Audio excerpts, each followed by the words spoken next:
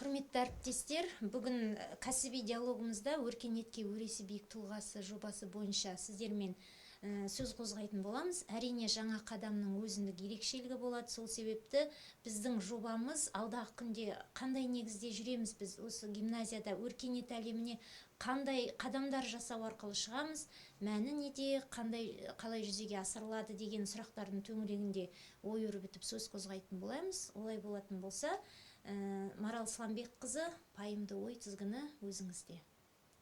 Енді жалпы биылғы оқу жылындағы біртұтас тәрбие бағдарламасы негізінде осы жобаны жүзеге асырғалы отырмыз.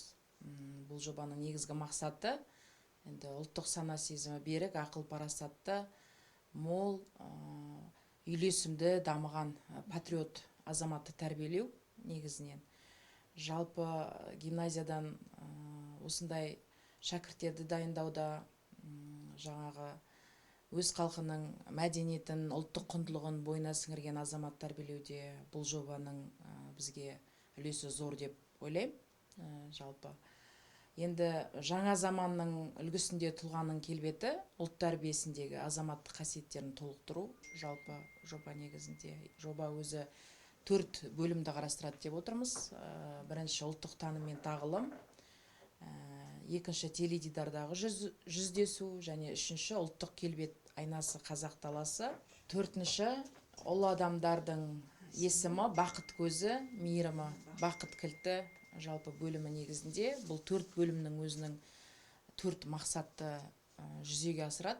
Жалпы бірінші бөлім негізінде ұлттық таным мен тағылым жалпы мақсаты баспасөз бостандығы мәселелерді жөнінде тәрбиелік іс-шаралар арқылы ұйымдастыру негізінде Қазақстан Республикасының ұлт ұланын қалыптастыру болып табылады. Екінші бөлім негізінде теледидардағы жүздесу бойынша мақсатымыз жалпы білім алушылардың ауызекі сөйлесу тілдері мен қорытынды ойларын әдеби тілде жеткізу, дағдыларын қалыптастыру болып табылады. Үшінші бөлім ұлттық келбет айнасы негізінде мақсаты білім алушылардың жаңағы рухани құндылықтарын арқылы өзара қатынастарын орнату, өздерін өзділікте, ізгілікке баулу. Ал төртінші бөлім негізінде, төртінші бөлімнің мақсаты білім беру ұйымдарында жаңағы көп мәдениетті орта қалыптастыруда біздің өзі жалпы жаңағы ұлы есімдегі азаматтарымыздың құру арқылы өнерді, жаңағы эстетикалық нысандарды бағалау және мәдениетті дамыту негізі болып табылады. Жаңа Марал Сламбекқызы айтып жатыр, Майра мұғалім, осы 4 бағытты біз арнайы алдық деп, арнайы басым бағыт беріп отырық дейді, және бұның басты мақсаттарын айтып жатыр. Олай болса, осы мақсатты алудағы сіздердің артықшылықтарыңыз неде? Неге осы жобаны ұсынамыз? Қандай артықшылықтары бар деген мәселеде біріншіден айтқым келетіні, ең бірінші жобаға бірінші және 11-ші сынып білім алушылары мен ата-аналары және педагогикалық ұжым толық қатысады. Бұл басты артықшылық деп ойлаймын. Екінші, жоба бойынша жүргізілетін іс-шаралар гимназияның қоғамдық гуманитарлық бағытымен үйлесімділік тапқан. Бұл да жетістікке жетудің негізі болып саналады. Үшінші, жобаға қатысушы әрбір білім алушының жоба бойынша жан дүниесі толықтырылып, олардың шығармашылық қабілеттері, дарындылықтары ұшталады. Яғни, ұлы Абай атамыз айтқан толық адам бейнесі қалыптасады.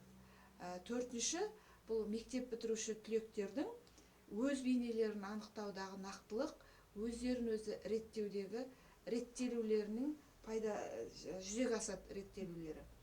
Яғни бұл республикамыздың кадрлық потенциалының артуына себеп деген сөз.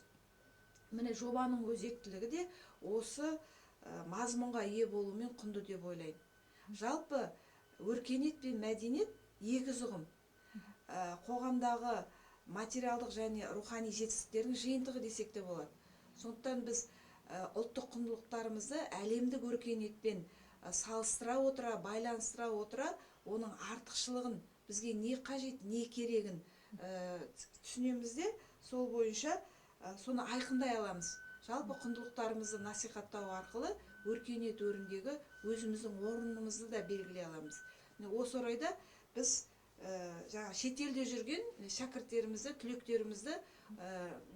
түлектерімізбен байланысқа түсіп, соларды қарым-қатынасқа шақыруымызға болады. Осы орайда Майра мұғалім жаңа айтып жатсыз ғой, жобаның өзектілігіне. Бүгінгі таңда оқушылардың бойында кең ауқымды дағдыларды игерту, біздің яғни гимназиядан түлеп шыққан түлектер бүгінде әлемнің басқа елдерде біздің ұлттық құндылықтарымызды насихаттауда біршама жұмыстар атқарып жатыр.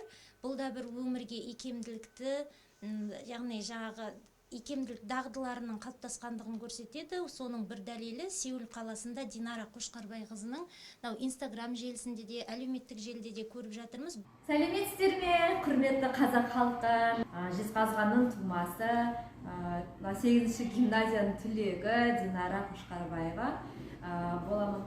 Кореяның мектептерінде Қазақстан мәдениеті жайлы сабақ беріп жүрмін. Бұл біздің гимназияның оқушылары үшін ең жаңағы тиімдісі, әрі тілдерді меңгереді және мәңгілік мұраларымызды насихаттаудың үлкен бір үлгісі деп білемін. Осы тіл үйренеді демекші Бағлан. Біздің гимназиямызда парламент құрылған ғой. Осы Казгим өзін-өзі басқару ұйымы бірнеше фракциямен жұмыс істейді. Ал өзің осы дебат қозғалыс турнирінің жетекшісің. Міне осы орайда айтпағым, біздің оқушыларымыз сонау Америкадағы студенттермен де талай пікір таласқа түскен білеміз. Осы жөнінде айтып кетсең. Майра мұғалім жаңа өзім бірнеше жылдан бері дебат фракциясының жетекшісі ретінде осының бір тиімді жағына тоқталып өтетін болсам, біз айтамыз ғой, баланы бүгінгі күнде кәсіби мамандыққа қарай даярлаймыз деп, бұл жобада да нәтижесіне келу үшін бұл ораторлық және журналистік мамандықтағы балалардың демократиялық бастауларын танытады. Оның ішінде тілдің, яғни танымның негізі, ол ұлағаттық идея, дебат нағыз айтыстың атасы, мәдениеттің негізі, жаңа өздеріңіз тоқталып атқан нағыз өркениетті жасаушы. Сондықтан да бұны мақтаныш ретінде айта аламын. Мен жалпы қаламыздағы мектептердің ішінде біз бүгінгі таңда қазақ лигасымен бірге орыс лигасын да дайындап жатырмыз. Және жаңа айтып жатсыз, әлем елдеріндегі Америка оқушыларымен да дебатқа түсіп жатырмыз деп. Бұл арнайы біз сайт ссылка арқылы біздің мектебімізден түлеп шыққан бүгінгі таңда Назарбаев университетіндегі оқып жатқан түлектеріміз арқылы шетелдік студенттермен танысып, ұлттық демократиялық ойлардың бастауы ретінде сөз бостандығын танытуда бірінші деңгейде, яғни тілді меңгеріп кету қиын ғой, сондықтан да спикерлікке дайындау, екінші деңгейде саяси сауаттылыққа үйрету, және үшінші деңгейде осы парламенттік мінбелерде сөйлеу дағдыларын болашақта іске асыруды қолға алып отырмыз. Осындай жұмыстар арқылы біз жалпы мектеп оқушыларының болсын, жалпы өзіміздің ата-бабаларымыздан жалғасын тауып келе жатқан асыл мұраларымызды, қазыналарымызды хабардар етіп, насихаттаймыз. Бұл ұлтымыздың ұлы мұралары туралы ой бөлісіп, ұлттық құндылықтарымызды ұлықтауға да көп себін тигізеді деп ойлаймын. Майра мұғалім. Жалпы қорыта келгенде, осы жоба негізінде жас ұрпақтың интеллектуалдық өмірі мен салауаттығы үшін әлеуметтік құзыреттілік пен жауапкершілігі көтеріледі. Кәсіби қалыптасуына және өзін-өзі табысты көрсетуіне қажетті жағдай жасалады. Кең ауқымды дағдылары дамыған ұлт ұланы қалыптасады. Жалпы гимназия бойынша биыл мектепшілік жоспар негізінде осы жобаны жүзеге асырамыз. Енді жалпы жұмыс негізінде жіберілген кемшіліктер болса, толықтыру жұмыстарын жасаймыз. Тамаша болар еді онда. Биылғы жылы.